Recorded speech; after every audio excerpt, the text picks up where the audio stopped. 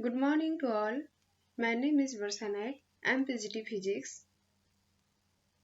I want to show you some pictures. This diagram actually shows us about the day and night, different season of a year. If you remember your childhood, you always found when you observed the sky at the night, you always thought about some questions like some stars are dim, some stars are bright, and why the sun appear only at the day and the moon appear only at the night. This is the diagram of different seasons of a year. I still remember my childhood when rainbow was one of the magical things for us. This diagram shows us how moon increases its size and decreases its size in different days of a month. One of the biggest curiosity as a child is how the baby come to the world, and we really don't know about it.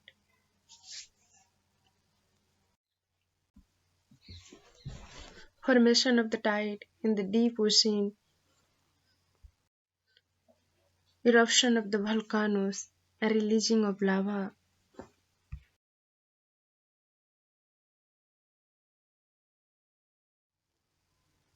To get all the answers, how and why all the phenomena of the universe happen, we have to enter the world of physics. So, welcome to the world of physics. This is class 11 chapter 1. First chapter is physical world.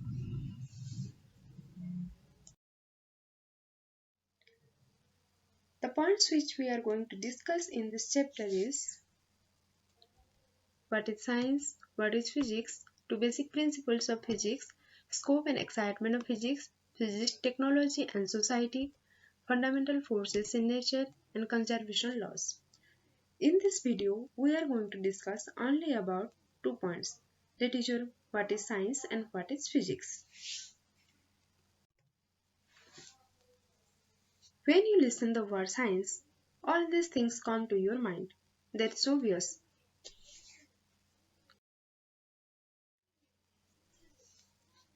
Then what is science actually? Actually, science is derived from a Latin word, scientia, which means to know. It is also derived from the Sanskrit word vigyan and the Arabic word ilm, convey the same meaning, knowledge. So science is getting the knowledge of anything. The science is actually systematic understanding of natural phenomena in detail and in depth so that it can be predicted, controlled and modified. Science is exploring, experimenting and predicting from what we see around us. Curiosity to learn about the world, unraveling the secrets of nature in the first step toward the discovery of the science. So, to get our answers, we have discovered many things in the science, and to get the systematic knowledge of anything is known as the science. If you divide the science, its branch will look like this. Maybe we have skipped many things, still an overall view can be seen like this.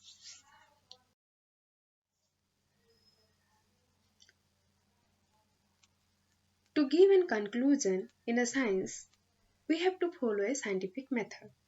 What is this scientific method? We have to go through a process. The first thing we have to do is to observe the things systematically. That is called systematic observation. After the observation, we have to do the experiment in a controlled environment. That is called controlled experiment. After the seeing the result of experiment, we can give a reasoning based on this experiment qualitatively and quantitatively also. Then we can form a model that is called mathematical model. After this process, we can predict and verify a theory or we can give a theory.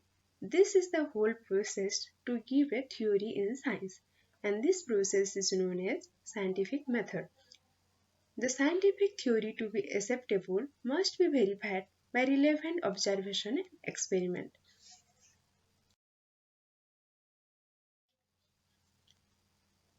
From the beginning, different scientists had given different theories, but with the passage of time, their theory has modified. Science is that's why known as dynamic. There is no final theory in science and no question unquestioned authority among the scientists. Any theory can be questioned on the basis of different experimentation in different places.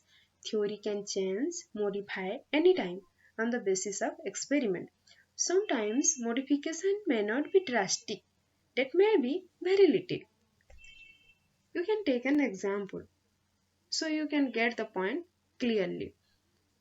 At first, if you see the heliocentric theory actually states Sun is at the center of the solar system and different planets are revolving around the Sun.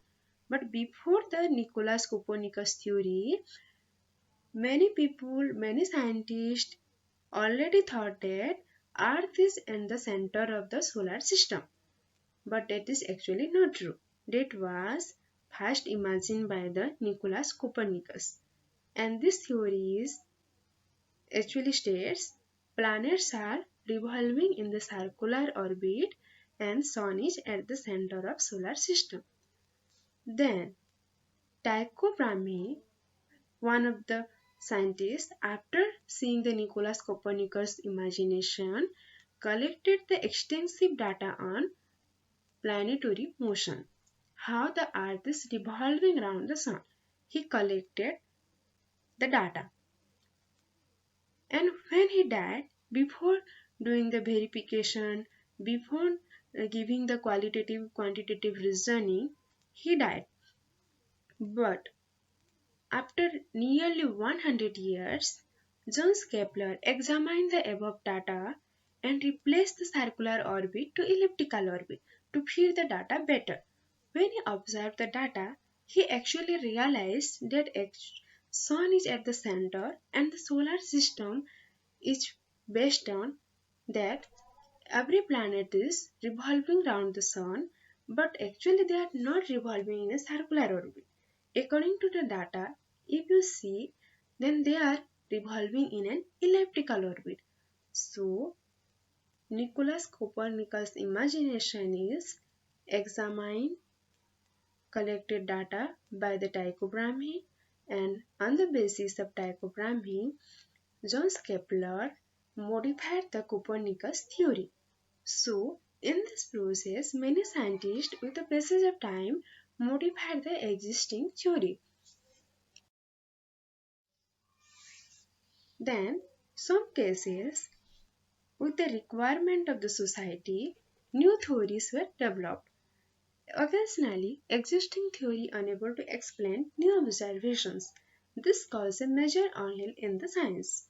If you take an example, in the beginning of 20th century, Newtonian mechanics till then considered as very successful theory. And you are going to study more about the Newtonian mechanics in your class 11, but you have already discussed some points like first law of Newton, second law of Newton, third law of Newton, gravitational force of Newton by the Newton, and many more things by the Newton you have already studied before your class 11. But that was very successful theory till the 19th century. But their theory was unable to explain some of the most basic features of atomic phenomena. That's why we need to develop the new theory to explain about atomic phenomena. Similarly, wave picture of light failed to explain the photoelectric effect properly. Before the need of photoelectric effect, we already accepted wave theory of light as one of the significant theory. But when that was unable to explain about the photoelectric effect, we need to develop a new theory. Above problems lead to development of new theory that is known as quantum mechanics to deal with the atomic and molecular phenomena.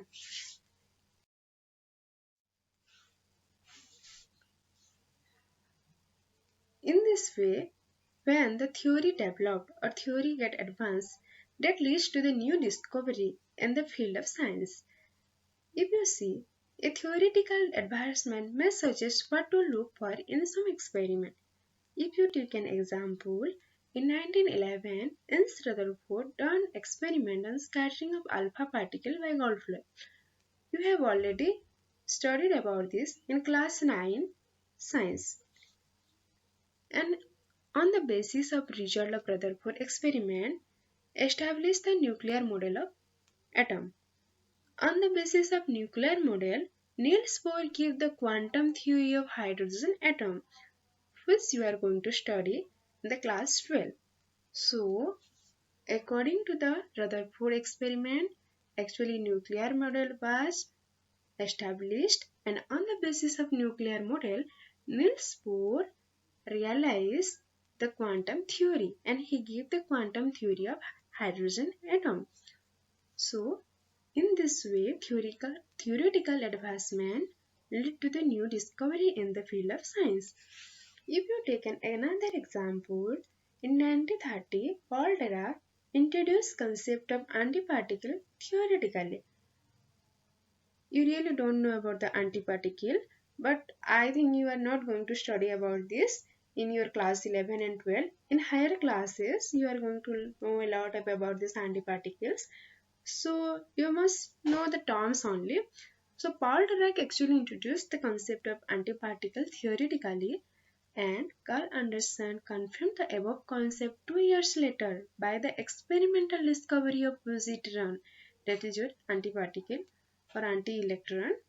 So in this way, the theoretical advancement leads to the new discoveries. If you come to see the natural science, actually natural science is based on description, prediction and understanding of natural phenomena. Mainly it is divided into three parts: physics, chemistry and biology. Mainly natural science is divided into physics, chemistry, biology. Biology is study of living things, chemistry is study of chemical and how they combine, physics is study of the environment. If you took an example, lemon juice, preparation of lemon juice. In this process, we take a lemon and lemon is related to the biology. When citric acid from the lemon and salt combine with the water, that is a chemistry thing. And the stirring the spoon to prepare the lemon juice. In this process, stirring is the physics things.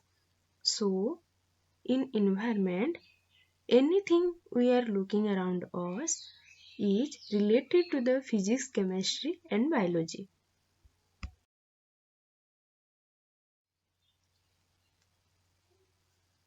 Many natural phenomena, along with the phenomena of formation of rainbow, the stars in the night, the different seasons, day and night, the morning alarm, heat, the friction between the feet and the floor, the gravity pulling us towards the earth, the inertia acting on us, the electricity in our house, the glowing of the bulb, AC, cooler, TV, fridge, our laptop, TV, mobile, communication system, all these things can be explained in the physics.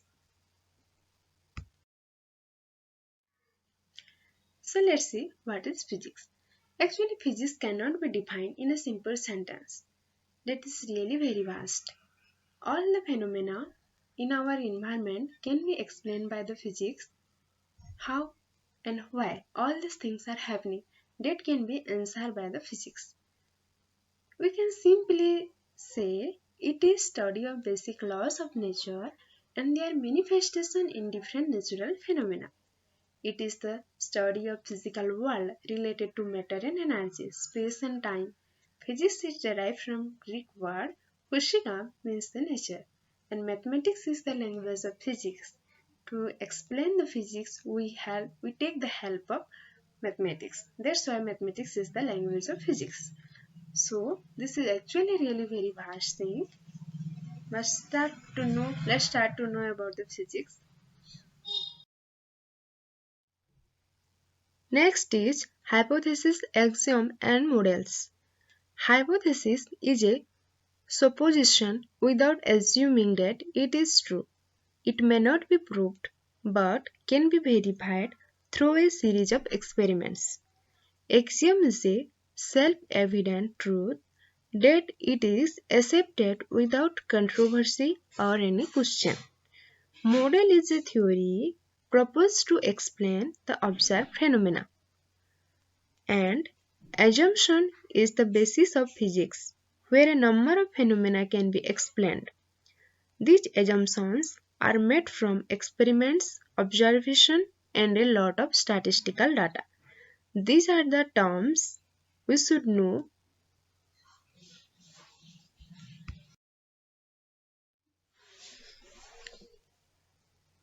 We have studied about definition of the science, physics, scientific methods, basic laws of the physics, how the theory are introduced, how theory modified, how new theory come to the physics, and many things related to it.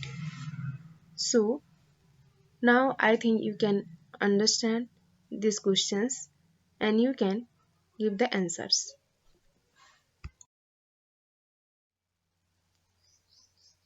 I hope this video will be helpful for you. Thank you for listening me.